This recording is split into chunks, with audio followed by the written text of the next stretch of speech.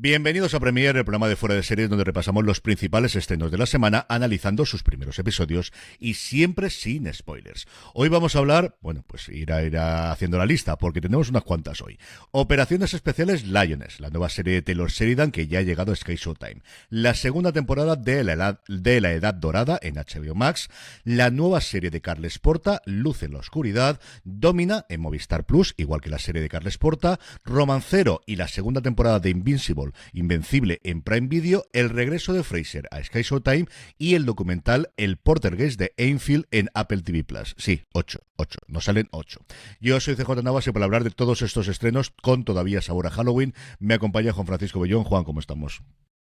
Es que muy bien, pero es curioso que todavía se estén estrenando cosas con temática de Halloween cuando Mariah Carey ha salido ya en el día que estamos grabando, que es día 1 de noviembre, a decir que se acabó Halloween y que empiezan las Navidades. Porque esto no falla ya que Mariah Carey es quien dicta cuando empiezan las Navidades. Hace falta las descargas, esa descarga hace falta, que hay muchos gastos, que hay mucha gente que pagar y mucho mantenimiento, y a ver si le van montando ya la playlist y a escuchar el What for Christmas is You, que si no, esto no funciona, que ya va tocando totalmente. Sí, yo coincido contigo.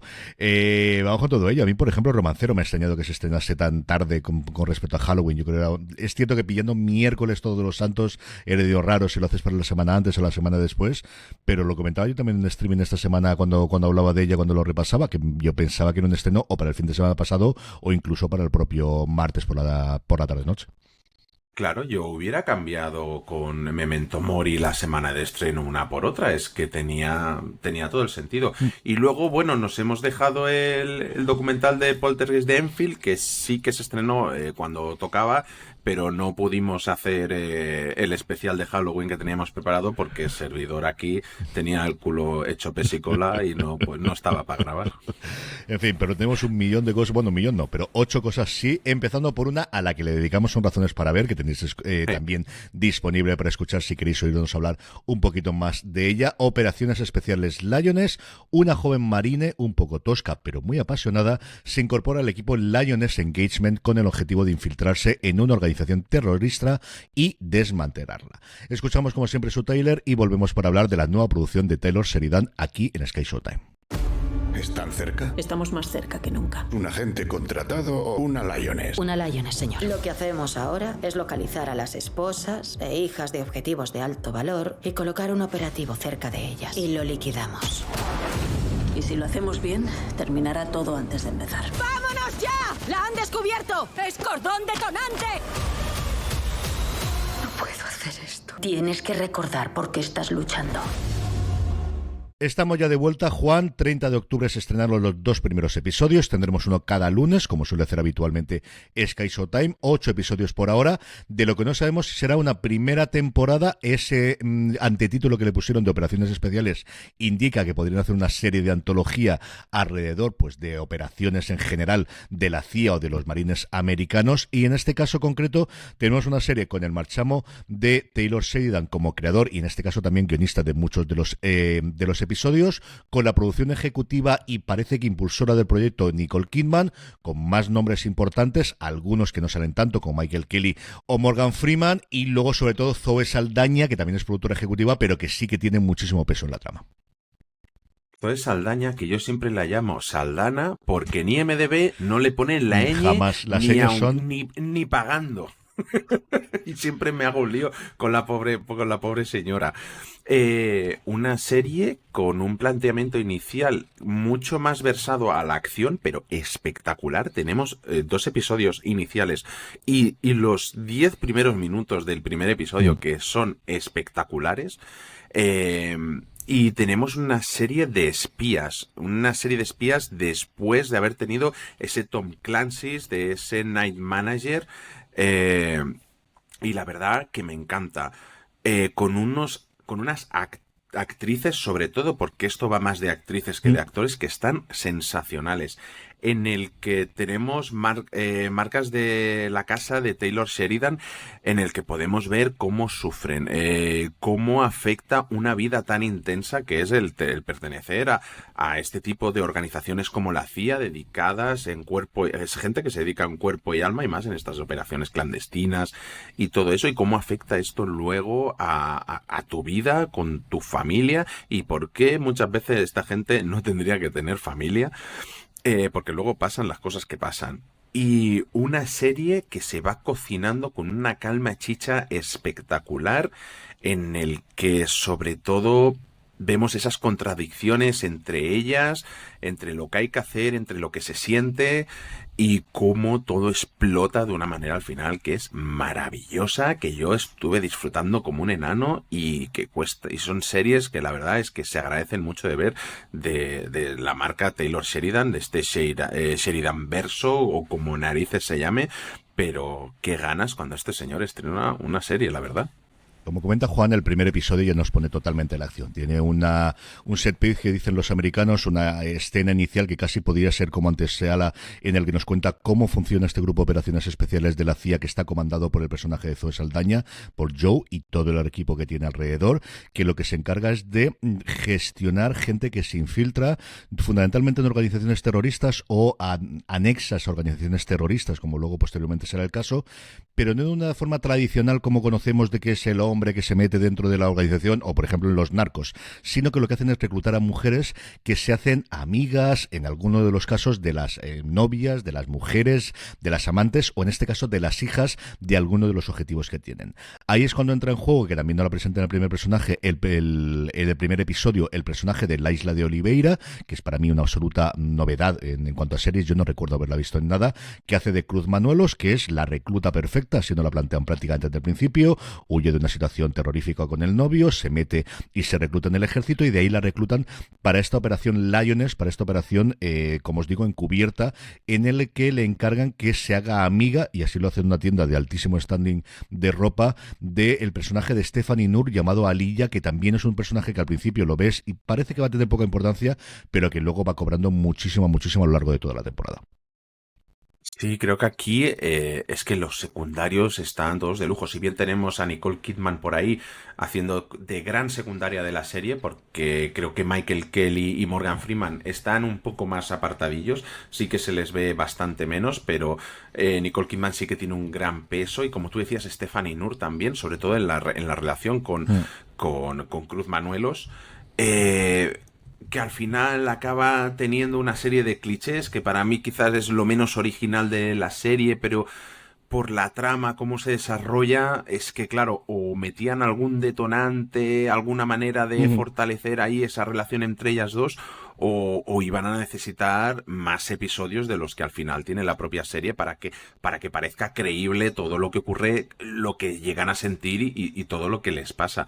Y la verdad es que es eso. Y luego toda la parte de Zoe Saldaña, que creo que ella está espectacular, que se echa la serie a las espaldas en más de una ocasión, que tiene esa relación con la familia en la que es una madre totalmente ausente, que tiene verdaderos problemas con la hija, el marido, pero la relación con el marido al final es totalmente lógica. Me refiero a lógica porque me da la sensación de que es la única manera de que funcione, porque el médico es médico, además, y el marido es médico, y son profesiones que al final exigen muchísimo. Siempre, seguro que más de uno conoce a algún médico y tal, y ostras, lo de conciliar en casa con gente que se pasa las 1000 horas en un hospital, haciendo guardias, haciendo de todo, al final hacer una familia es imposible. Y con una persona que está en el ejército de esa manera, que se pasa medio año fuera de casa, ostras, a mí me pareció muy, muy creíble la relación que tienen ellos dos, muy sincera, muy honesta además, y la verdad es que todo el tratamiento de personajes, cómo están escritos y tal, es que, jolín, es que Taylor Sheridan dirán muchas cosas de él, pero sabe escribir como poca gente, es que es así. Sí, esa parte está muy bien. Al final hay 3 tramas, yo creo, fundamentales, que es, por un lado, todo lo que está ocurriendo con esta infiltración y la relación que tiene con todo el equipo que dirige Joel. Las 3 tramas giran alrededor de ella. Luego la relación de ella con sus superiores, cuando tiene que dar información, cuando tiene que pedir cosas para poder hacerla, cuando tiene que convencerlos de que le sigan dejando hacerla. Y luego la relación de ella en casa con el marido, con la familia, como dices tú, que al final es esa parte familiar que quizás en Yellowstone lo tenemos mucho más acentuado y que forma la trama. Aquí no es que pase un segundo plano por la parte de acción, porque no deja de ser una serie de acción, pero sí que no era una cosa que yo esperaba. O sea, yo esperaba la parte de acción cuando lo veíamos, recordando los primeros tiempos, sobre todo como guionista de Sicario, de Comanchería, que tenía Taylor Sheridan. Como sabía que estaba Kidman y que estaba todo el resto de la gente, digo, bueno, pues tendremos esa parte de espías ya de las altas esferas y decir, y ahora no, y ella que se revele y lo que sea, pero no esperaba esa parte de drama familiar, que es marca de la casa, que al final siempre la tienen todas sus series, esa parte de es complicado conciliar la vida familiar con la vida laboral, y siempre necesitas tener eso en la serie de Taylor Sheridan. Sí, es que al final, ostras, hacer creíbles unos personajes en posiciones tan verosímiles para alguien de a pie, o a lo mejor como nosotros, y nosotros aquí en España, claro, en Estados Unidos, que hay esas profesiones tan locas que tú y yo hablamos más de una vez, claro, igual es más creíble, pero para alguien que no viva allí, que esté muy ajeno a todas estas cosas, ostras, es que hay que construir muy bien unos personajes con toda una serie de problemática y tal para que realmente te suenen creíbles. Al final, ahí depende qué actos, y más en estas series de espionajes, acción y todo, que tiene que tener un contrapunto emocional y bueno, es que te tienen que parecer personas y tienes que lograr una empatía con ellos, porque eso yo creo que es lo más complicado de una serie, y más este tipo de personajes que creo que beben tanto de series como hemos visto en Homeland, que ahí ya veíamos todo esto, todas estas implicaciones emocionales y todo, y creo que hereda bastante cosa de allí, lo cual es un buen síntoma a mi parecer. Y luego me encanta que la serie intenta desafiar toda una serie de clichés, porque como tú decías, estamos en esto a lo mejor en manos de otra persona hubiera sido el enésimo tío fortachón que tira para adelante con todo y no tiene problemas con nada en la vida, porque es que incluso en series como Jack Ryan, que aunque sí tenemos toda esta parte de esta segunda capa de personajes y tal, aún así el tío es muy echado para adelante y no tiene problemas casi nunca con nada. Y aquí, sin embargo, vemos algo más realista. Y como decía, sí que hay ciertos clichés, pero es que incluso creo que la serie desafía ciertos estereotipos de género, incluso que no habríamos visto en otra producción. Creo que ni siquiera se habrían atrevido a tener a unas mujeres de protagonistas en el ejército. Creo que la verdad es que la serie tiene bastantes méritos para destacar y sobre todo para ser original.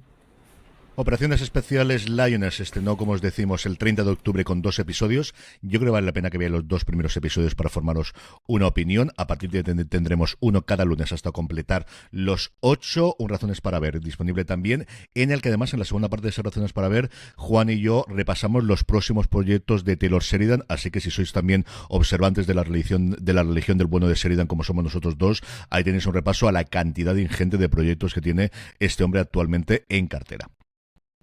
Sí, y nos vamos ahora con una serie totalmente opuesta en otro siglo, que es La Edad Dorada, la segunda temporada, que llegaba a HBO Max este pasado 30 de octubre con un episodio de esta segunda temporada que va a tener un episodio menos, que son 8 y de unos 50 minutos por capítulo, y del que su sinopsis dice así: la segunda temporada de La Edad Dorada comienza en la mañana de Pascua de 1883, con la noticia de que la oferta de Bertha Russell para un palco en la Academia de la Música ha sido rechazada.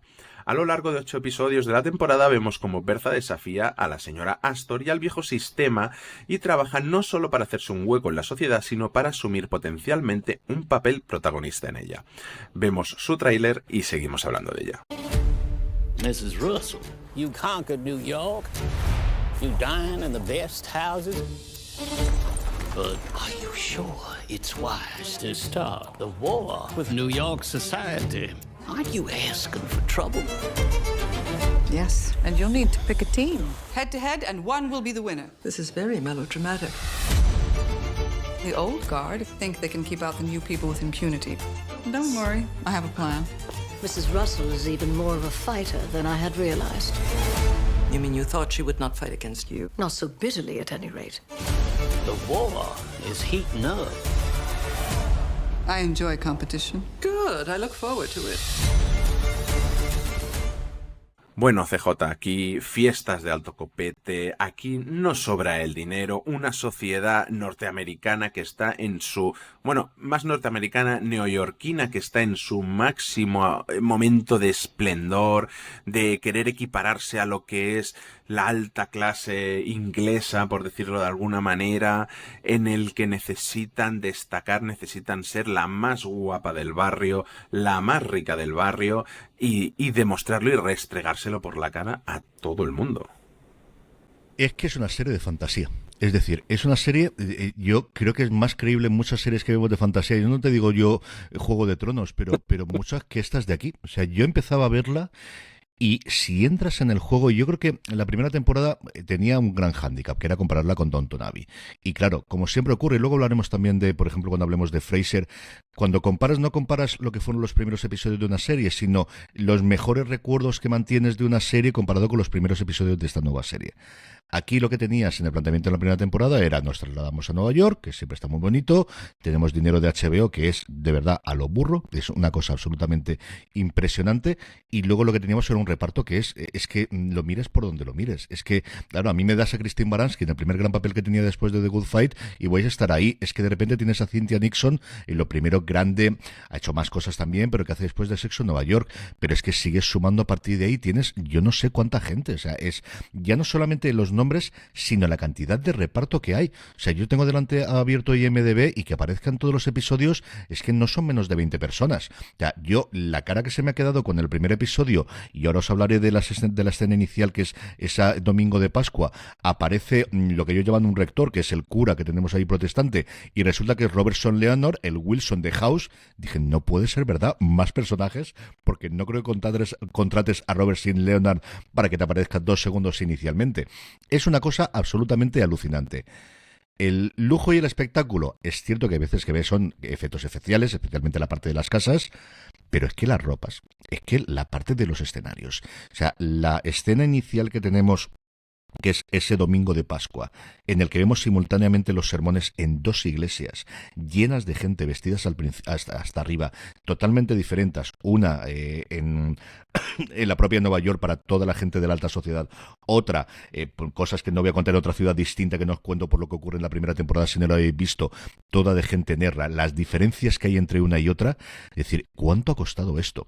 Y la ropa, es que a mí la ropa me sigue fascinando. Hay un momento en el primer episodio en el cual el personaje de Carrie Coon va a organizar una fiesta y le dice a una de las asistentas, señora, vaya a cambiarse que van a venir ya. Y yo me quedo de, ¿pero qué se va a poner mejor que lo que lleva? O sea, ¿qué más ropa se puede poner mejor que la que lleva esta buena mujer?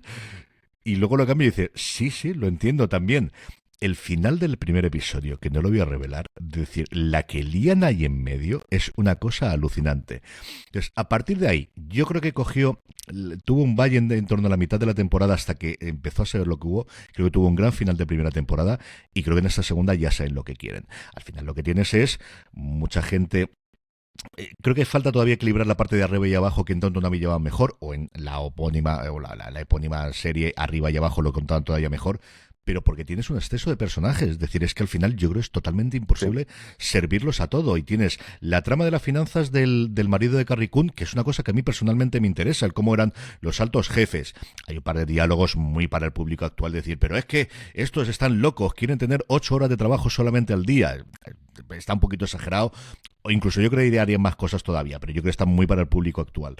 Pero todas esas maquinaciones en cosas que son absolutamente de fantasía, porque tú le decías antes de no vamos a estar en el mundo de Lioness, menos en este. O sea, en un mundo en el cual todos se pelean en serio de es que no soy nadie si no tengo un palco en el Palacio de la Música, y como esto no me lo van a dar, entonces voy a apoyarle de nuevo, que es hacer la sala de la ópera y hacer. Es una serie absolutamente de fantasía. ¿Es para todo el público? Pues evidentemente no. Yo he disfrutado con ella, pues como disfrutaba con Downton Abbey. Es que es una serie a la que si entras en el juego de ella es muy complicado sacarle un pero. A mí es una serie que me gusta mucho Pero es que tiene varios peros. Y hago un inciso que me decías de que aquí tiene todo el dinero del mundo. La semana que viene me comentas que hablaremos de otra serie parecida. Yo tengo un problema, o sea, amo a sus... Creo que hay dos claros protagonistas que resaltan un poquito más por encima del resto, que son Carrie Coon y Morgan Spector, haciendo de Bertha y de George Russell, que es el dueño del ferrocarril y la nueva vecina del vecindario que necesita destacar y construirse ese nuevo palco de la ópera y todo esto. Creo que están maravillosos. Creo que son dos de los mejores actores que hay en televisión a día de hoy. Morgan Spector, a mí me da la sensación de que esto es la puntilla para acabar de saltar, porque ya lo tuvimos en La Conjura contra América haciendo un papel sensacional. Es que para mí fue lo mejor de la serie y aquí también me parece lo mejor. Pero tengo un problema con ellos dos y es que encuentro que sus personajes están basados únicamente en la ambición. O sea, me resultan poco creíbles porque parece que no hay más capas de personaje, nada más que el conseguir el poder y la ambición, y no hay nada más. De ahí sale todo en el trato con la hija, con todo, y es mi gran pero con ellos. Pero a pesar de ello, son dos personajes que me encantan porque sus dos actores, o su actriz y su actor, son sensacionales. Pero es mi principal problema. Y luego sí que creo que, como tú decías, la serie aborda toda una serie de tramas, de cuestiones raciales que vemos. Tenemos a Peggy, el viaje de Peggy Scott en esta temporada, con la apertura de una universidad negra y historias de esas, pero que creo que se tocan a veces un poco por encima o a veces no acaban de ser del todo creíbles. Que creo que funciona bien, sobre todo más para el público europeo, con esa similitud con esa arriba y abajo que de series históricas de aquí, que van menos dirigidas al público americano, que allí funciona más la serie. Y yo, un adjetivo que le encontraría a la serie más que es opulencia, sobre todo. O sea, creo que la palabra es opulencia, sí. Y es el fardar por ser los mejores y restregárselo por la cara a todo el mundo. Y aún así es una serie que sus diálogos son maravillosos, que con unos escenarios que son impecables. Es que la serie, estos dramas de época, que a priori no son lo que a mí más me llama, pero que siempre me tienen ahí dentro y que siempre consiguen engancharme. Y ver esa Nueva York incipiente, esa Nueva York que vemos ya a día de hoy, un poco viejuna en muchas series y en todo, y aquí estaba en sus momentos de máximo esplendor, y creo que todas esas tramas son fascinantes. Y que la verdad que creo que esta segunda temporada está mejor que la primera, porque a mí la primera me da la sensación que era un poquito descafeinada, sobre todo en su tramo final. Creo que el último episodio intentó dar un golpe de efecto, pero que se quedó a medio gas. Uh-huh. Y creo que aquí funciona bastante mejor la serie en esta segunda temporada, la verdad. Yo, por destacar dos cosas más, aparte de las que ha comentado Juan y las que he dicho antes. Una, a mí me encanta el personaje de Blake Ritson, el Oscar Van Rij, el personaje, el hijo de Christine Baranski, y cómo vive una persona gay en ese ambiente y cómo intenta sobrevivir y hacerlo. Tuvo protagonismo en la primera temporada, lo vuelve a tener en esta segunda temporada, es una cosa que me gusta. Y luego las escenas de la cocina. O sea, las flores me encantan, los vestidos me encantan, los edificios me encantan, pero cuando ves a la cocina y ves cómo hacen los banquetes con los medios que tenían a principios de siglo, es una cosa que me fascina absolutamente y totalmente. Tuvimos varios en la primera temporada, aquí tenemos un banquete justo al principio y empiezas a ver, sobre todo el marisco, de decir, no puede ser verdad, no puede ser verdad. Es alucinante, es sencillamente alucinante. Sí, y además, mira, a destacar la trama que hubo con el cocinero en la primera temporada, y de que aquí todavía están haciendo la coña. Están haciendo las coñas todavía, nada más empezar la temporada. Y sí, al final es que, jolín, menudos banquetes, menudos pasillos, menudos cuadros. Es que, ostras, es que cuesta mucho no dedicarle tiempo a hablar de la escenografía, del diseño de producción. Es que es una pasada, CJ. O sea, realmente hay pocas series que sean capaces de competir con esto. La calidad, es que ves la textura del grano, todo. La cámara, creo que se mueve todo bien. Es muy coreográfica también esta serie. Cómo se mueven con esos vestidos, cuando tienen que hacer una réplica, todo. Al final tiene momentos que son una maravilla, la verdad. Sí, totalmente. 30 de octubre se estrenó el primer episodio, 2 temporadas, los 9 episodios de la primera la tenéis disponible y ahora tendremos uno todos los lunes aquí en España, que sabéis que es cuando nos llegan las series que se estrenan los domingos en HBO Max. Saltamos ahora a Movistar Plus porque vamos a hablar de Domina, la vida y el ascenso de Livia Drusila, la poderosa esposa del emperador romano Augusto César. Escuchamos como siempre su tráiler y volvemos para hablar de ella.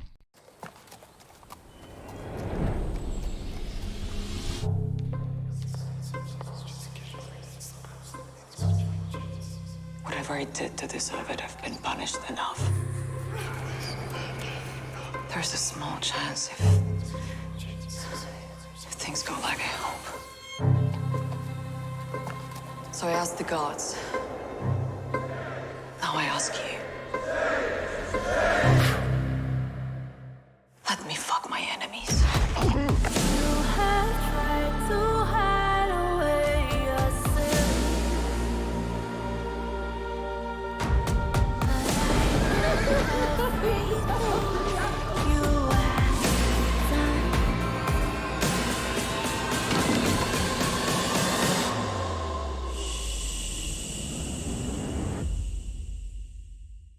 Estamos ya de vuelta, una serie creada por Simon Barks, se estrenó el pasado 31 de octubre con 2 episodios disponibles en la plataforma de Telefónica. Tendremos uno cada martes hasta completar los 8 de una serie que tiene 2 temporadas. Se acaba de estrenar ahora su segunda temporada en su Inglaterra original. Juan, ¿qué te ha parecido Domina?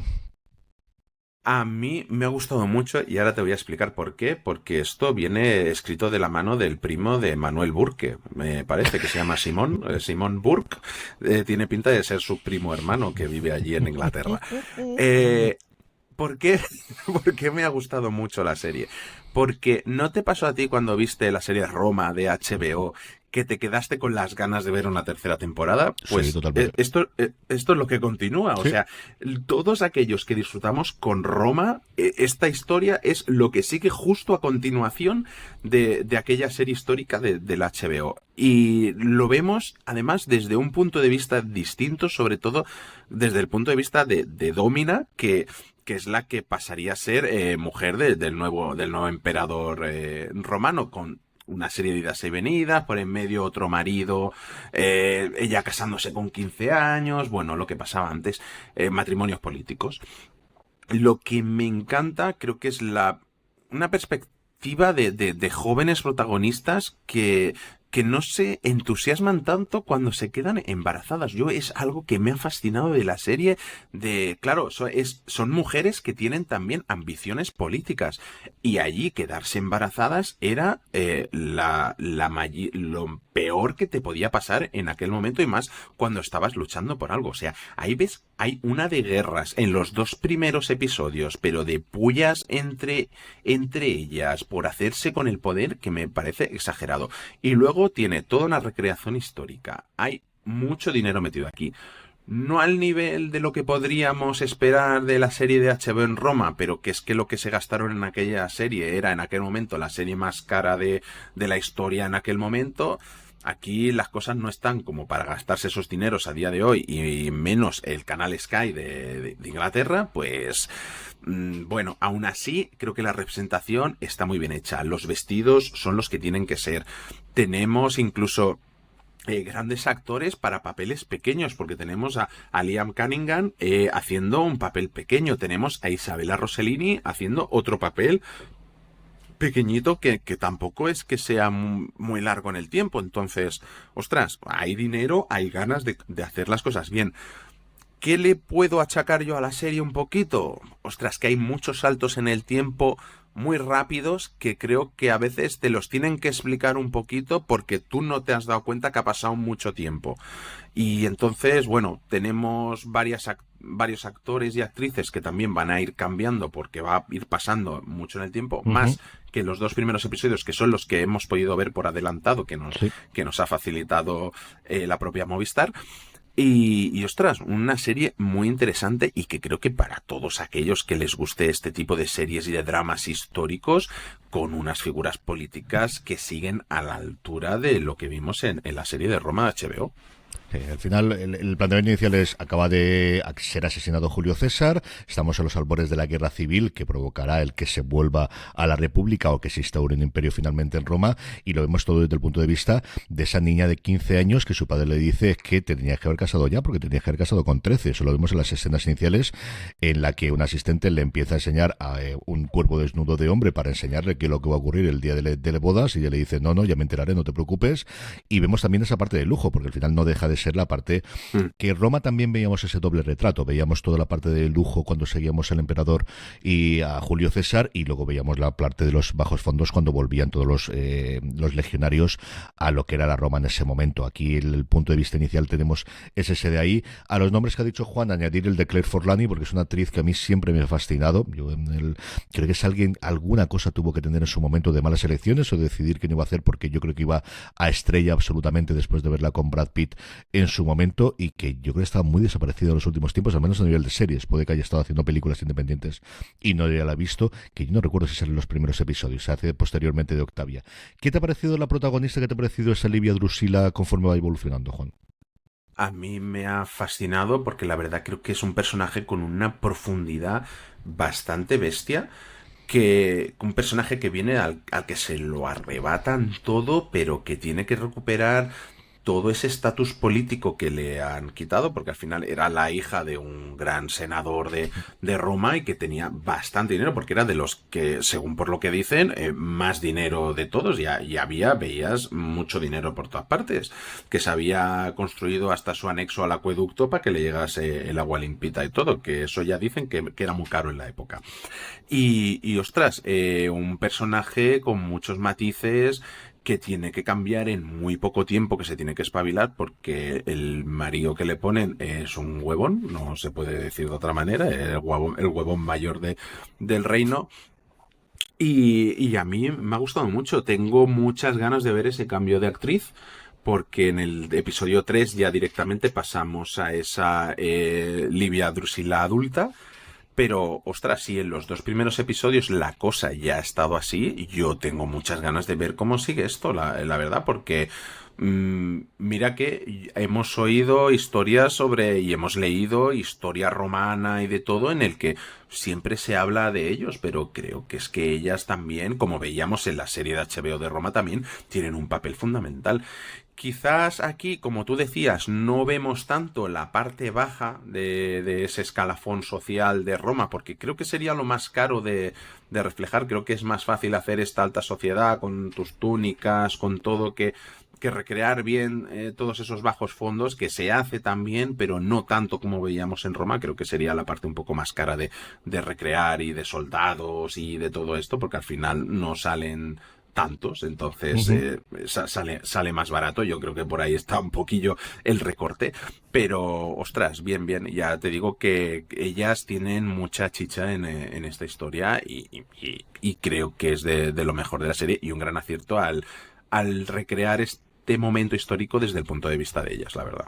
Lo teníamos en Roma y lo teníamos incluso en Spartacus, que al final el protagonista de luego era Espartaco, pero teníamos muchos personajes femeninos importantes. Lo hemos tenido a nivel histórico también recientemente en el documental que dirigió Israel del Santo con la participación de Santiago Posteguillo, de Mujeres de Roma, que da también libros. Yo creo que también en la historiografía en los últimos años se ha hecho una labor de, más allá de compañeras de o de apoyo de, el poder hacer eso, porque existen las fuentes y realmente existen esos datos y podemos tener esa información. En fin, como os decimos, Domina ya ha estrenado sus 2 primeros episodios, están disponibles en Movistar Plus. Podremos ver uno más cada martes hasta completar los 8 que conforman esta primera temporada. Recordad que está renovada y de hecho ya está emitida en su Inglaterra natal su segunda temporada.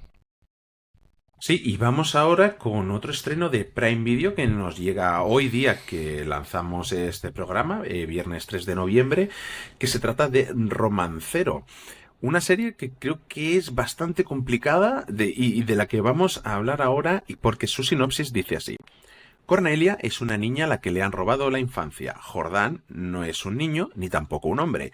Son dos jóvenes desamparados que escapan de las fuerzas de la ley, de poderosas criaturas sobrenaturales y de sí mismos. Romancero es la historia de esta huida, de los perseguidos y de los perseguidores, enmarcada en una Andalucía desértica y cruel, tan real como mítica, durante una noche de pesadilla plagada de demonios, brujas y bebedores de sangre. Escuchamos su tráiler y seguimos hablando de ella a continuación.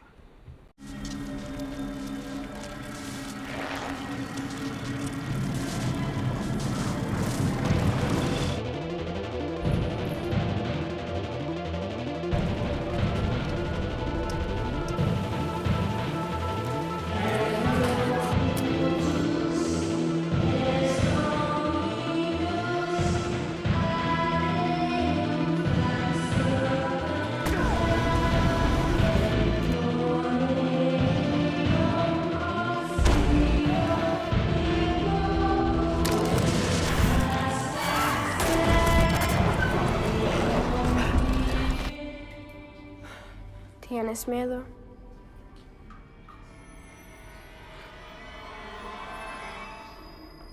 No tengas miedo. Bueno, una temporada de 6 episodios, 30 minutos por episodio, están ya todos disponibles. ¿Y qué te ha parecido a ti esta Romancero? Es complicada, como decías tú, de comentar previamente. A ver, y mira, me lo habían dicho, me lo habían comunicado, hablé con varias gente de comunicación de Amazon y me dijeron, es complicado de ver cómo lo hacemos y ya está. A ver, es cierto que el planteamiento inicial es ese que dice Juan, de dos, un chico y una chica que huyen, perseguidos, y luego toda la parte oscura y demoníaca. Pero es mucho más que eso. O sea, lo que tenemos a nivel de estructura son 6 episodios en los cuales el primero, el segundo y el tercero, el segundo ocurre antes que el primero y el tercero antes que el segundo, con lo cual vamos hacia atrás. Luego, a partir del cuarto, empezamos a tener flashbacks y empezamos a tener la historia hacia adelante, que es un poquito extraño. A mí el segundo me gustó mucho. El primero no creo que es un mal planteamiento, creo que lo han elegido porque presentan los dos personajes del niño y la niña, que lo han utilizado en toda la promoción, que lo han utilizado en todo el lanzamiento, que querían presentándolos inicialmente, especialmente qué es lo que le ocurre a ella. Conocemos un poquito de lo que le ocurre a él. No sabemos exactamente por qué les están persiguiendo. Les están persiguiendo de noche, además, en la parte más desértica de Almería. Vemos en varios momentos de los primeros episodios esos invernaderos que ya pudimos ver en su momento en Mar de Plástico, que yo he visto un montón de veces porque no solo en Almería, también la Vega Baja aquí en la provincia de Alicante, eso se da muchísimo. Y que igual, no te digo que sea la parte menos interesante, pero que es la parte en la que a mí menos me ha traído. En cambio, el segundo episodio, que es cuando nos presentan, que ya lo hemos visto en el primer episodio, pero el personaje de Ricardo Gómez, el Carlitos de Cuéntame cómo pasó, que lo tenemos aquí haciendo un policía un guardia civil, perdóname, con muchísimos demonios internos y con muchísimos problemas personales. A un Guillermo Toledo, ya no Willy Toledo, sino Guillermo Toledo, en el que a mí nunca ha sido santo de mi devoción, en el que creo que es el mejor papel que tiene. O sea, creo que jamás lo he visto tan bien como aquí. También un guardia civil, en este caso, muy mayor, con una relación con la hermana muy complicada, la madre ha fallecido y que vamos conociendo poco a poco cosas sobre ella. Y especialmente una Belén Cuesta, que está en Belén Cuesta, está sencillamente maravillosa. Alba Flores la vemos después, aunque la ponen con la colaboración especial, yo creo que tiene bastante más peso, porque al final los episodios de 30 minutos no te dan más. Y la relación de Guillermo Toledo con Ricardo Gómez y con Belén Cuesta, y las escenas que tienen entre ellos de se conocen desde hace tiempo en este lugar en el que todo el mundo se conoce, la Guardia Civil convive con la gente que trapichea con droga porque es lo que hay, con los inmigrantes que trabajan en los invernaderos. A mí esa parte me ha gustado muchísimo.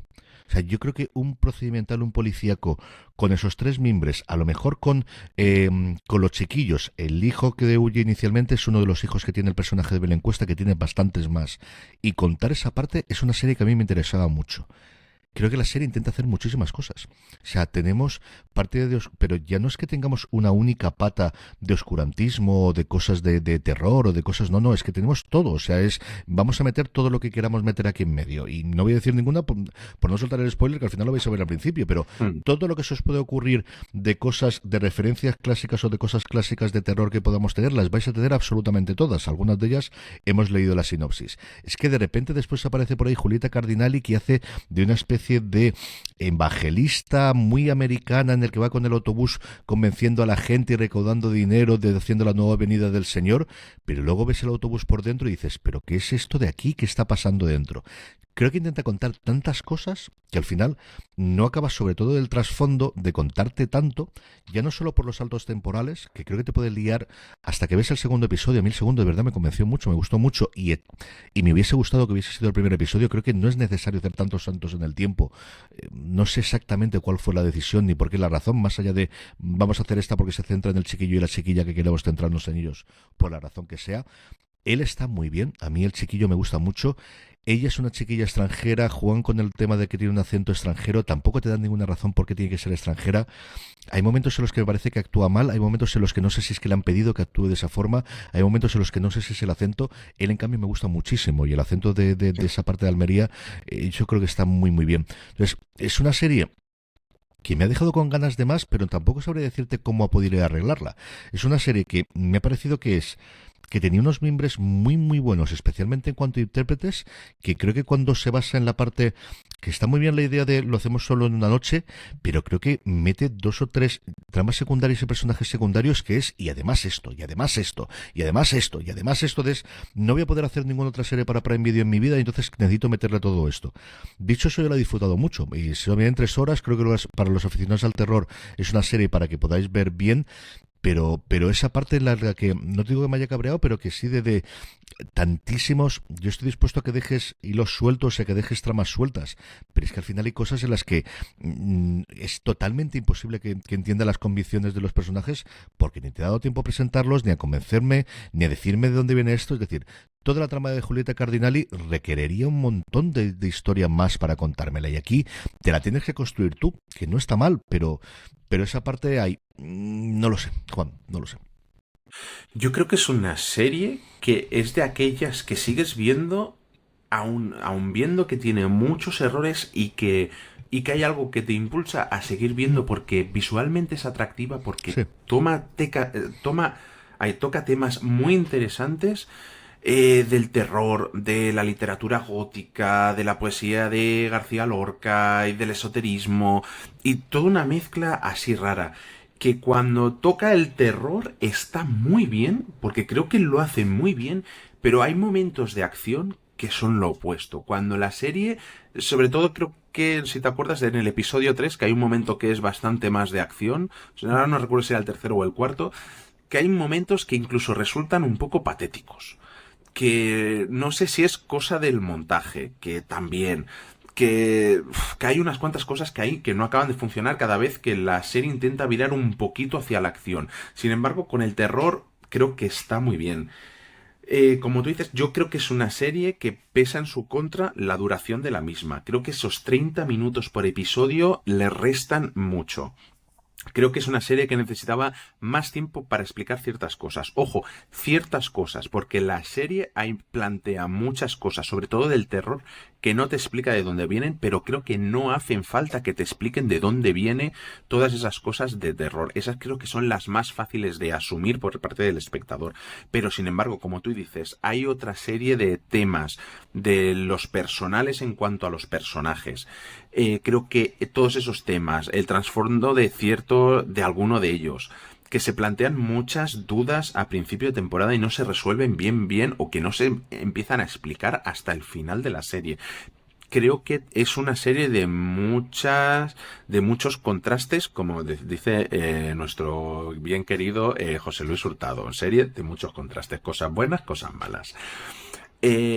Y sin embargo es eso, Guillermo Toledo está excelente, Belén Cuesta está también excelente, y qué poquito sale, ostras, qué pena, porque es una serie con muchos nombres, y jolín, y como tú y yo hablábamos fuera de cámara, es una serie que ojalá, bueno, que te dan ganas de ver más de esos dos policías, y que a lo mejor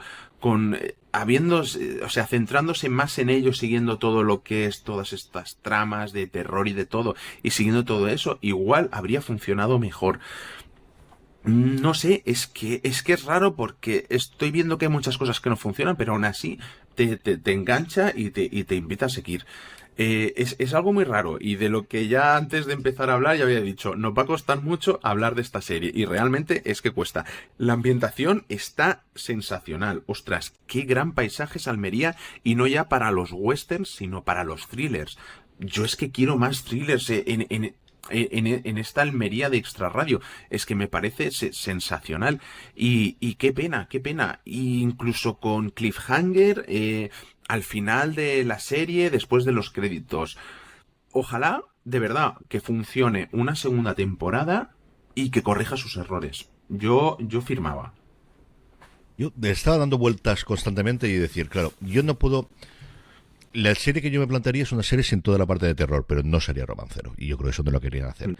Yo creo que la otra opción que podría haber sido es 8 episodios de 40 y tantos minutos, 50 minutos, en el que, si quieres jugar con la parte temporal, hagas una especie de perdidos. Te centres en cada episodio, en el pasado de cada uno de los 8 personajes, de los 6 personajes principales, de los 2 guardias civiles, del personaje de Belén Cuesta, del personaje de Alba Flores y de los 2 críos, y luego te irás hacia adelante o en paralelo vayas contando la trama actual. Como os digo, hacen ese juego temporal que no es tan complicado de seguir porque lo vas viendo, pero que tampoco creo que le aporte especialmente a la serie. Yo creo que empezando en el tercer episodio, yendo al segundo y luego en el primero, porque además sabes cosas que llevan a pasar. O sea, una de las cosas que ocurre es que ya sabes cómo van a ocurrir alguna de ellas y yo creo que eso te quita protagonismo. No lo sé. Dicho eso, yo creo que no es una... Para los aficionados al terror tienes bastante sangre, tienes vísceras, tienes monstruos por todos los que quieras. Yo creo que los aficionados al terror es una cosa para que veáis porque son solamente 3 horas. Al final lo que vais a tener de películas para ver el fin de semana.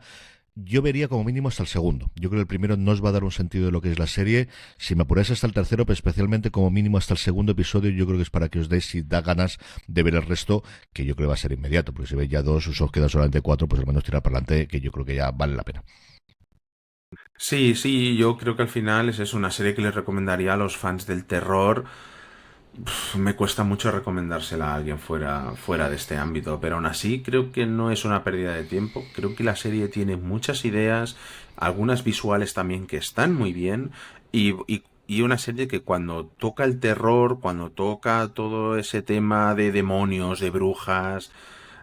creo que está muy bien y es eso, te quedas con ganas de saber más de dónde viene esto. O sea, explícame algo más, ¿no? de algunas cosas, porque se queda ahí a medio gas, es la sensación que tengo. En fin, que tenéis ya los 6 episodios disponibles, veremos si segunda temporada de Romancero y lo contaremos.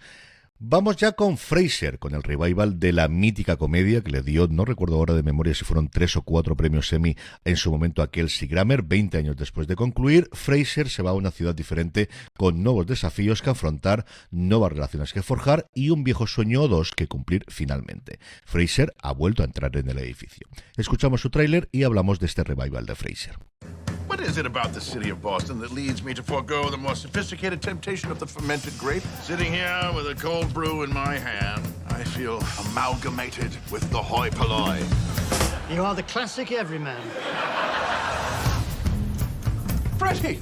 Surprise! Dad!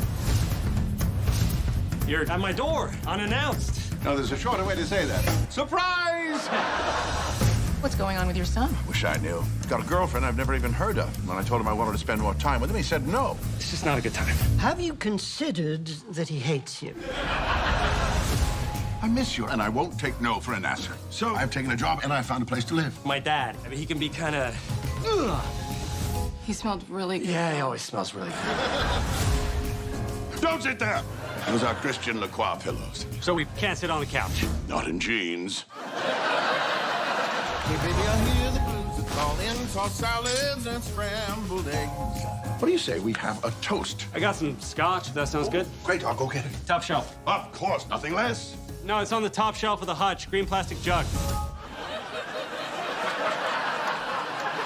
But I don't know what to do with those tossed salads and scrambled eggs. Today I'm spending time with my son, colleagues, and friends. For the first time in my life, I can say that Fraser Crane wants for nothing. Oh, that's too bad. I had somebody that I wanted to set you up with. I can be ready in 5 minutes. Calling again.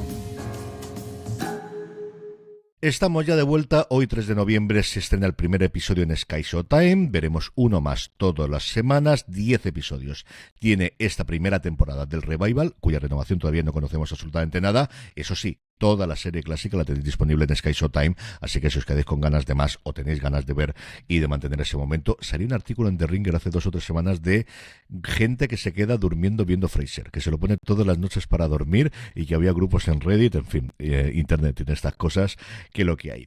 ¿Qué novedades tenemos? Pues que tenemos a Frasier Kane trasladado desde Seattle de vuelta a Boston, donde salió, recordar, en Cheers, porque el personaje originalmente estuvo en Cheers, no le acompaña a su hermano, no le acompaña a su padre, su actor ya fallecido, el actor del hermano que ni quiso aparecer, y necesitamos rodearlo de otro conjunto de gente para poder tener una sitcom. Entre ellos, su hijo, que ya apareció originalmente en la serie original y que cambia totalmente. En la serie original, cuando se nos planteaba a Freddy, a su hijo, era un sabelotodo exactamente igual que él, y aquí lo que tenemos reconvertido en una persona de trabajo mucho más parecida a lo que era su padre, lo que sería el abuelo de Freddy. En ese caso era policía, aquí es bombero después de los atentados del 11S, y lo que tenemos luego es, pues en vez de tener a su hermano, tenemos al hijo del hermano, que va a ser exactamente igual que el hermano, Juan.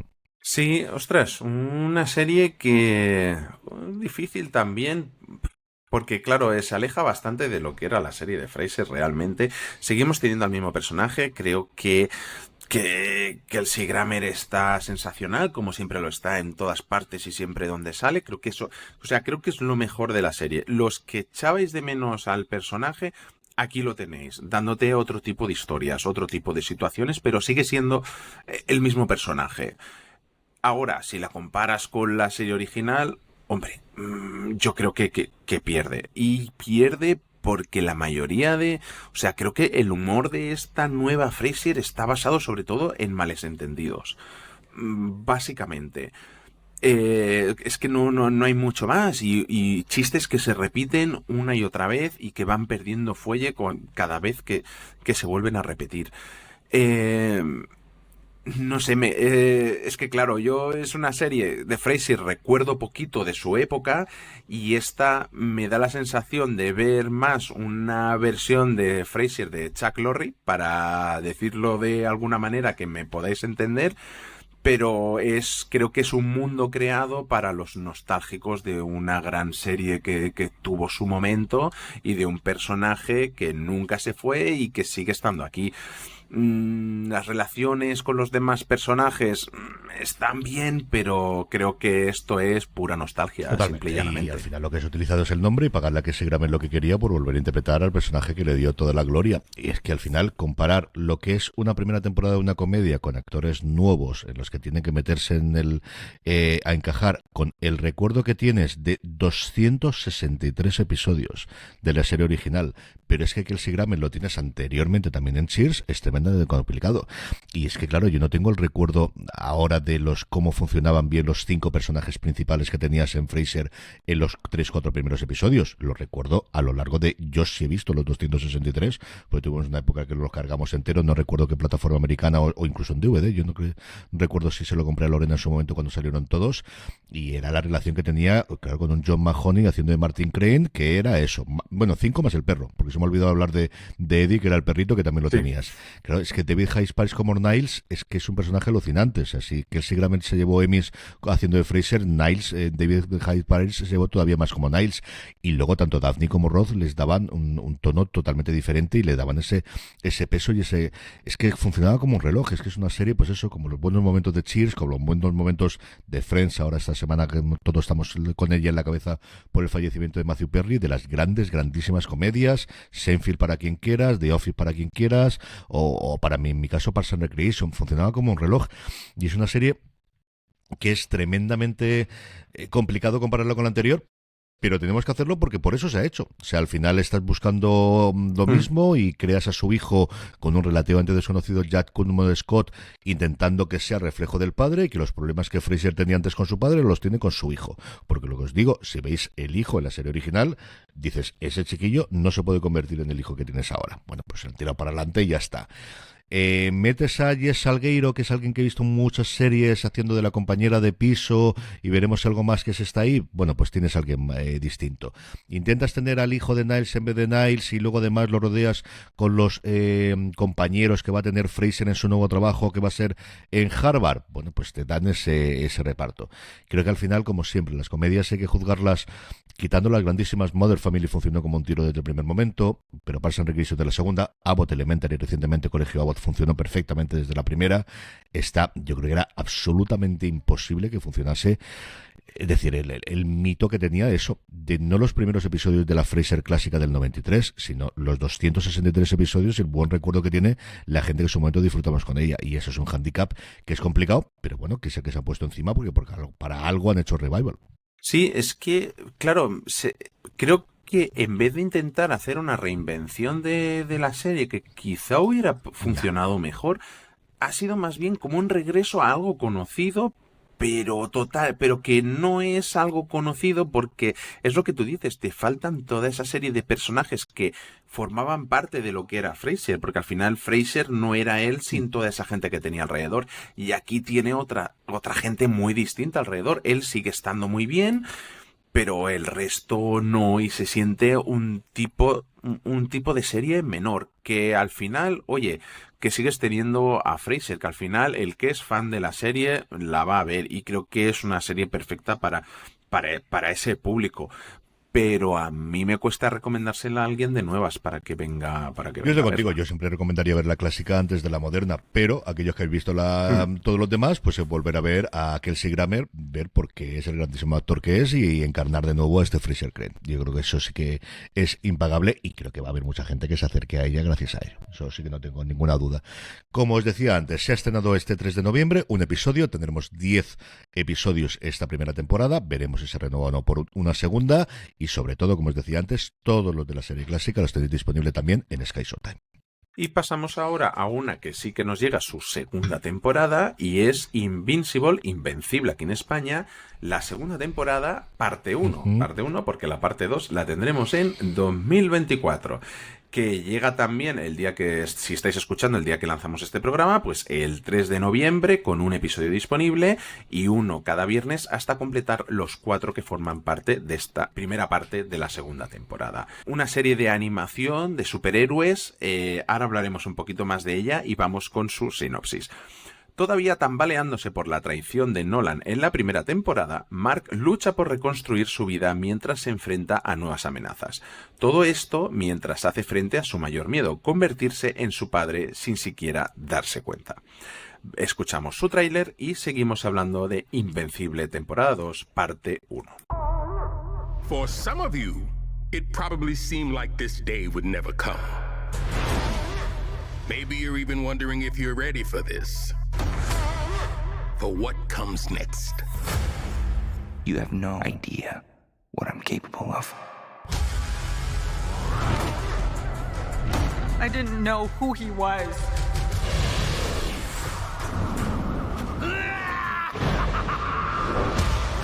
I don't fight friends because I would win. Never apologize for saving lives. There's only one way this kid goes back out there, and that's on a very short leash. I'm just happy helping people. You know people try to kill us every single day, right? I don't care how old he is. He needs to go down now! Maybe if you trained more and complained less, we could get back to saving lives.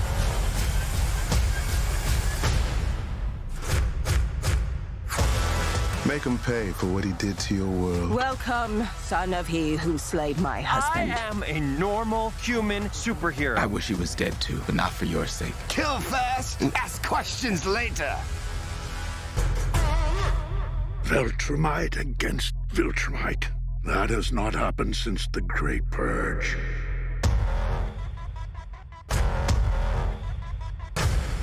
You should have died at birth.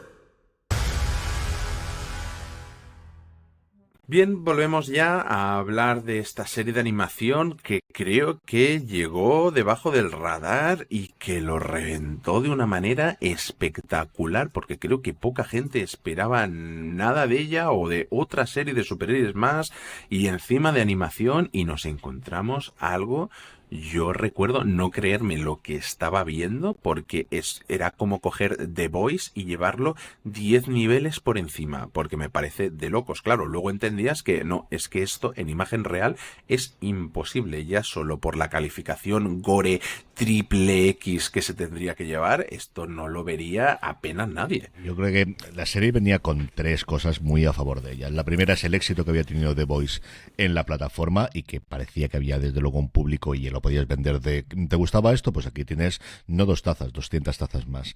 Segunda es que era un cómic de Robert Kirkman y que bueno, que The Walking Dead pues no será a nivel de audiencia lo que era antes, pero Kirkman desde luego lo vas a tener desde el principio y lo vas a poder hacer. Y luego en su versión original las voces que tenía, es decir, es que el elenco, cuando miras aquí la página de IMDb es de no creértelo, o sea, empiezas a mirar nombres y decir cualquier otra serie que no fuese de animación, yo no sé lo que costaría hacer este cast o la mitad de este cast que hay aquí y los que van añadiendo, porque tienes de repente a Mark Hamill uniéndose a Sandra Oh, a Steven Yeun, a J.K. Simmons, a Zazie Beetz, a Gillian Jacobs, a Walton Goggins, a Jason Matsukas, a Zachary Quinto y suma y sigue. De verdad que aquí solamente tengo la primera pantalla de IMDb, que es lo que nosotros tenemos es a Clancy Brown, al que vimos recientemente en Generación V, también haciendo de ese dueño del jefe, perdóname, de la universidad, precisamente hablando de The Voice. A partir de aquí, ¿qué es lo que tenemos? Pues tenemos la serie que en su primera temporada funcionaba a esos 2 niveles. A mí, la sangre, las cafradas y las barbaridades, había un momento en el que me retiraban. Yo sé que es una cosa que le gusta mucho a Kirkman. Pero una serie que cuando ibas a la parte de... Primero la sorpresa del primer episodio, que en el cómic original también ocurría así, que tardaban mucho más, aquí lo tenías desde el principio. Y luego cuando se metían en la parte de él de qué es ser un superhéroe con los problemas de instituto, muy alejados de los que veíamos en su momento con Spider-Man, pero al final no deja de ser eso, una actualización de qué ocurre cuando eres un ser, en este caso mucho más poderoso que Spider-Man, aquí se parece mucho más a un Superman o un Homelander, por hacer la referencia de The Voice, que desde luego a Spider-Man o cualquier otro personaje de Marvel, que tiene sus inquietudes en el instituto, que tiene sus intentos de tener novia, que quiere vivir tranquilo y en el que su padre se revela que es un grandísimo villano. Y ese yo creo es un planteamiento, un punto de partida muy interesante. A partir de aquí, con todas las ideas de cabeza de villanos, toda la sangre del mundo, desmembramientos, lo que le gusta a esta gente, desmembrar cuerpos. Es una cosa espectacular. Brazos, piernas, cuerpo, cabezas, partirlos por la mitad, pero vamos, de eso, si os gusta, vais a tener, pero desde el primer episodio. Es el primero, ya os digo yo, que no va a dejar totalmente parados. Entonces, es una serie que a mí me cuesta ponerme, porque sé que voy a tener esa parte de sangre que a mí me gusta, pero sin pasarse, pero en la que siempre en cada episodio encuentro un momento de y por esto hacen bien las cosas. Me ocurrió en la primera temporada, me ocurrió en esta segunda, sobre todo la parte suya de Mark, o sea, esa parte de... Yo no sé si porque recuerdo mi época de instituto que en la que no era un superhéroe, pero bueno, tienes esa parte o exactamente la razón que será, pero esa yo creo que es el gran atractivo que tiene. En esta segunda temporada nos volvemos muy locos con universos temporales y con multiversos y cosas por el estilo, porque es lo que tengo de moda y lo que hacía el cómic también. El cómic al final es tremendamente expansivo a nivel, ya lo teníamos a la primera, a nivel galáctico y a nivel de todo el universo. Yo esas partes las acepto, las veo, me gusta visualmente qué es lo que hacen, pero es una verdadera cafrada una detrás de otra. Yo creo que hay gente a la que le gustará mucho más que a mí.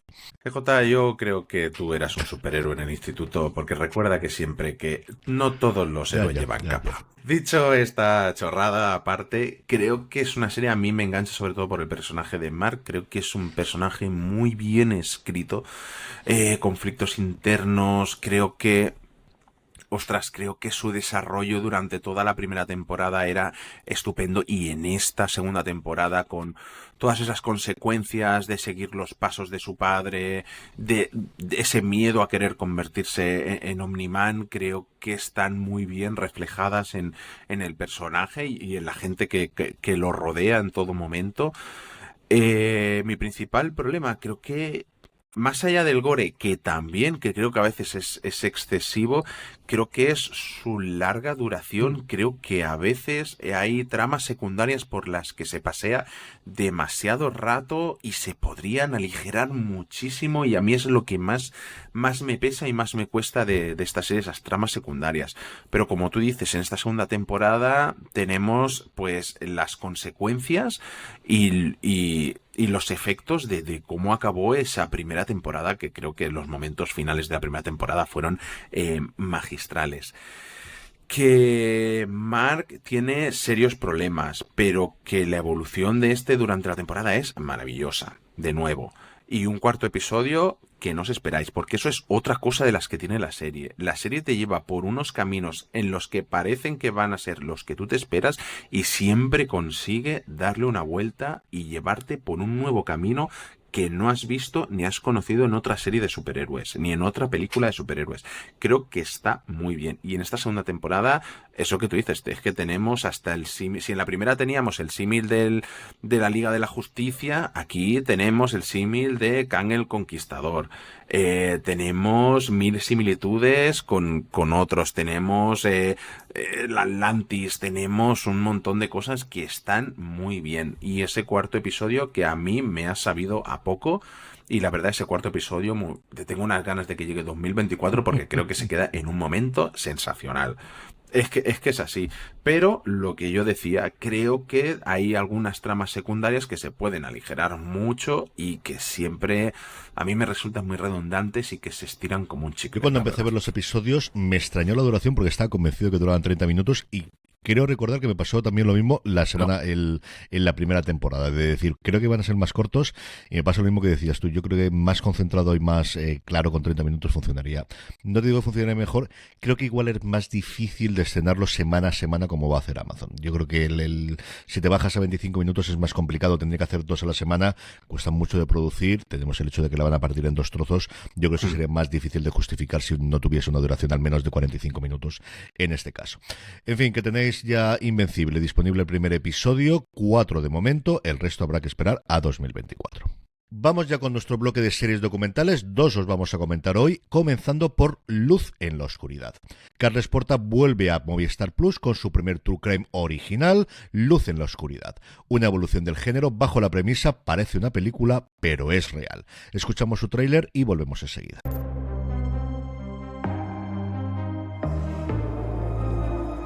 Se acabó. Les dije, si queréis matáis y si no, joden por el culo. Estaba yo preparando la cena y el niño dice,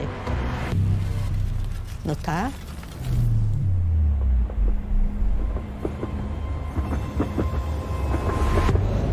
Te esperamos con la puerta abierta a ver si te vemos de llegar. La puerta de la casa no se cerraba.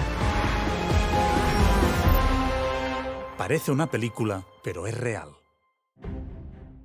Juan, una primera temporada extraña, porque lo que tenemos son 4 episodios y cada 2 episodios cuentan el mismo caso, te lo dejan más o menos a mitad, tiene pinta de aquí, conforme vayan produciendo, irán haciendo más. Porta ha dado varias entrevistas a lo largo de esta última semana contando el proceso, tiene hasta 25 personas trabajando todo el equipo, entiendo que todo el equipo de producción, no solamente de guión, haciendo todo esto, y él contaba un par de cosas que a mí me parecían muy interesantes, que era la diferencia. Nosotros siempre tratamos temas que estén ya juzgados, no temas que no estén juzgados previamente, que estén juzgados, y luego dice, la diferencia para que esto sea un true crime y no un documental es que cuando de repente hay un forense, quiero el forense que hizo la prueba forense, no un forense general que sea el tío catedrático de una universidad. Si tienes eso, tienes un documental. Si tienes al forense que hizo la prueba, que es el que quiero yo, tengo un true crime, que es una cosa que nunca había pensado yo y que tiene toda la lógica del mundo. El primero de los episodios que tenemos, lo que cuenta es una especie de engaño a través de redes sociales, mejor dicho, de redes de citas de contactos, en el que una mujer se hace pasar por distintas y va atrayendo a hombres a los que en distintos niveles les hacen malos, desde robos hasta el acabar con el asesinato de uno de ellos que conocemos. Tú además eres muy aficionado y sobre todo puedes contarme el fenómeno que antes de llegarnos al resto de España nació en Cataluña de Carles Porta, que es por lo que quería preguntarte por cómo surgió Crims y cómo se dio a conocer Carles Porta allí. Bueno, Crims, si no me equivoco, surge porque Carles Porta ya participaba mucho en programas de radio y tenía sus programas de radio propios en la radio catalana que hacía esto, básicamente, contar este tipo de historias. Muchas veces lo veías de invitado en otros programas, de secciones matinales, etcétera, etcétera, y otras veces, pues, de madrugada, pues, no me acuerdo exactamente el horario, pero quiero recordar que era de madrugada, pues, con sus series de True Crime. Y el boom, sobre todo, fue con la serie Crims de TV3, que esta Luz en la Oscuridad bebe directamente de ella porque es que da la sensación de tener una continuación. Que a mí era una cosa que me pasaba, porque Carles Porta lo que hacía sobre todo era explicar de casos que sucedían en Cataluña.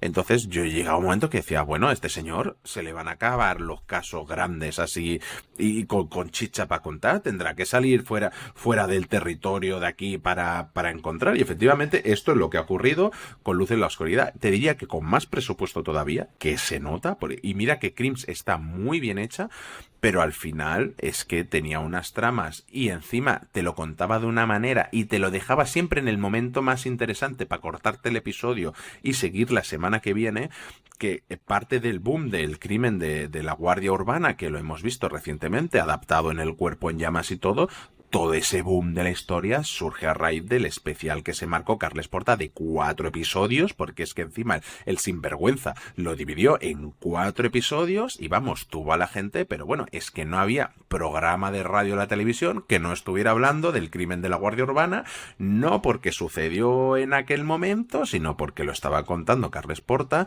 y en los trabajos, los amigos, es que todos estaban enganchados a Crims, y en especial es que ese fue el caso que fue el gran detonante de la serie y de ser ya un más media dentro de la propia Cataluña.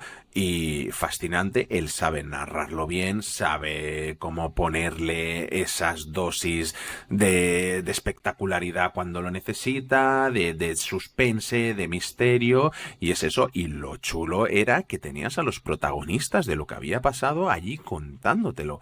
Y tienes casos que, es lo que él dice, es que parecen películas, es que son casos de no creértelo y son fascinantes. Al final eso es lo que aporta Carles Porta. Después de muchos años haciendo esto, creo que llega con una serie en la que va a tener aquí, historias las que quiera, porque en este país, igual que en cualquier otro, este tipo de historias hay a paladas.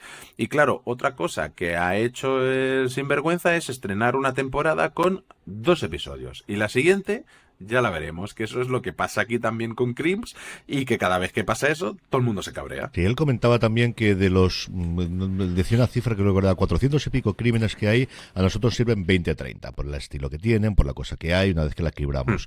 Y luego, comentando precisamente el por qué la gente habla a cámara, él comentaba de que la gente quiere contar su versión, que al final siempre quedan como secundarios y como historia y como víctimas, y quieren contar y justificarse. Y eso es lo que ocurre en este primer caso que podréis ver, que es el primero, dividido en 2 episodios, igual que ocurrirá con el segundo que hemos podido ver, que es Daniela Dulce y Bella, en el que ves una de las personas a la que atrajo esta mujer y que está a punto de morir.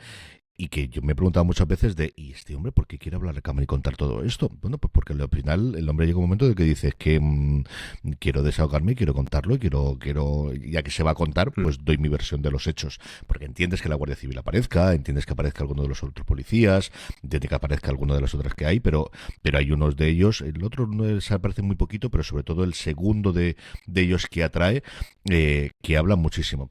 El estilo, la edición es espectacular. O sea, al final es que está muy bien editada, sí. Tiene su estilo propio. Porta aparece hablando con su portátil, se gira a cámara, va haciendo pues una cosa que recuerda de Jiménez del Oso, que puedes ver de Iker Jiménez, en la parte más de oscuro, menos de crímenes, pero que sí, tiene un sello personal. O sea, tú a él lo ves, te podrá gustar más o menos la entonación, más o menos su voz, pero tiene un estilo personal que es absolutamente inconfundible y que ha, limado mucho a lo largo del tiempo. Yo la primera vez que oí hablar de Porta antes del fenómeno de Crims fue sobre el libro que escribió sobre Thor, sobre la montaña maldita, que yo sé que se estrenó en su momento en 30 minutos y que yo no sé si posteriormente aparecería en Crims, que fue una cosa relativamente conocida en Cataluña y en la parte del Pirineo, y eso es lo primero que a mí me sonó hace ya, yo creo que fácilmente 10 años aproximadamente de aquello, y luego ha sido posteriormente este fenómeno.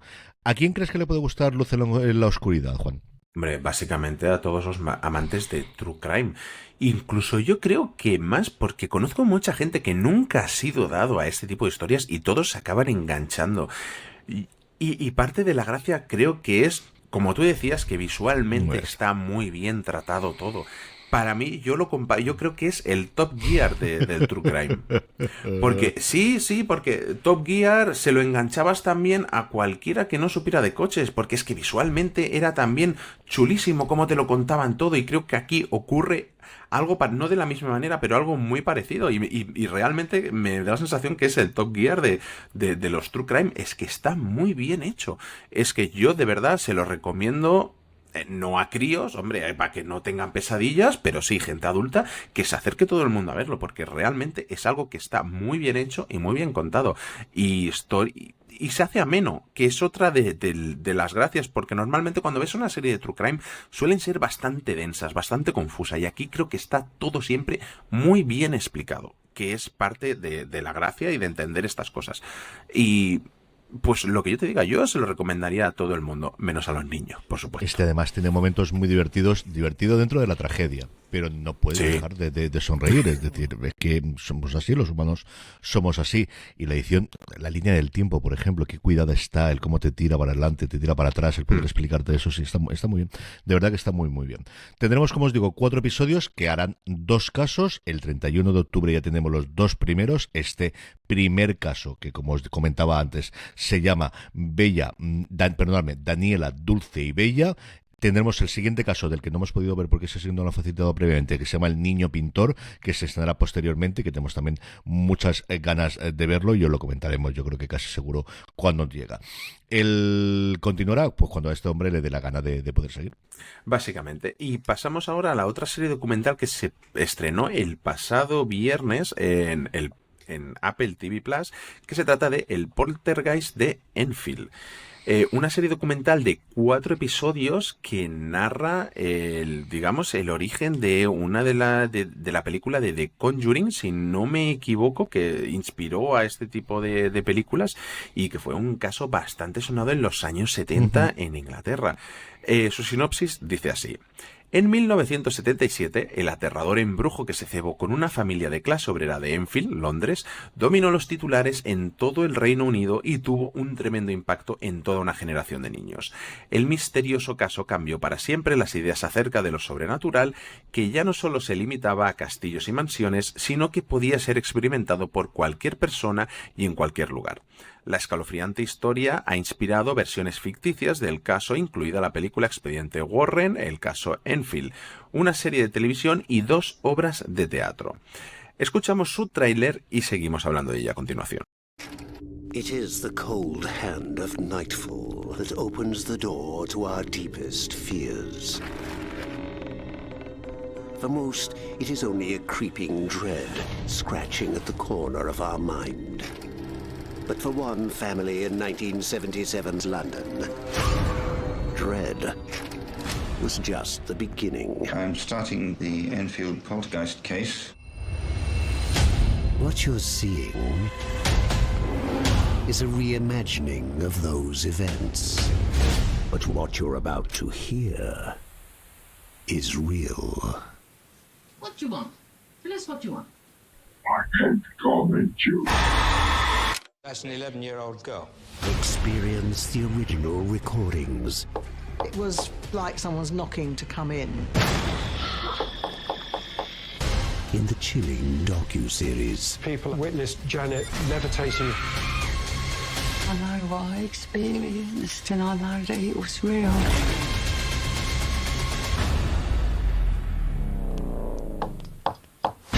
The Enfield Poltergeist.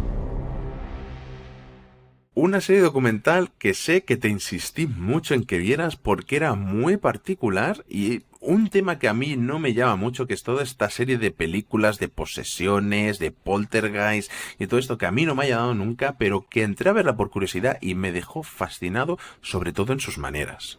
Sí, porque al final, vamos a ver, lo que tiene esta serie documental es el cómo se ha tratado. Y es que aquí fundamentalmente el invento es que el principal investigador de los fenómenos, que se llama Maurice Grosse, que era un inventor que vivía de las rentas, él había inventado el pues todo lo que habéis visto los anuncios en los que tenías más de un anuncio que se podían pasar, el hecho de que tengas más de un cartel en el que puedas tener como anuncio y puedas tener varios. Y era un inventor, se obsesionó con el mundo oculto por cosas que le ocurrieron de fallecimientos cercanos en la familia, y lo que hizo fue hacer grabaciones de absolutamente todo.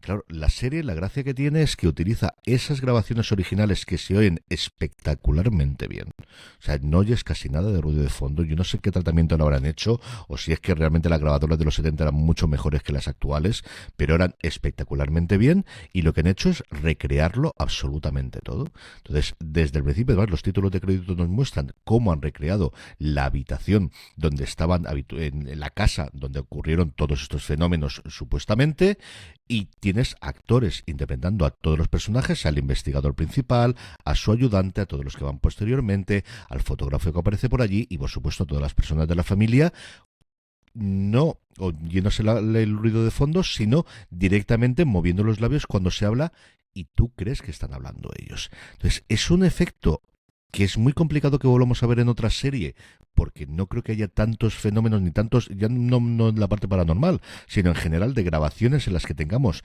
esa posibilidad de tantísimo metraje para poder hacer esta recreación, pero que creo que sería una forma totalmente original de poder hacer un documental en el que ya no utilizas las grabaciones de fondo normalmente traducidas, trasladadas, y que las tienes en texto y las ves, y luego las vas encadenando, como también hace el documental con entrevista con la gente que entonces tenía 20 años, que ahora está con los 70, y que puede estar allí. Hay un fotógrafo, hay un periodista, hay distinta gente que pueda tenerlo, pero el efecto es espectacular.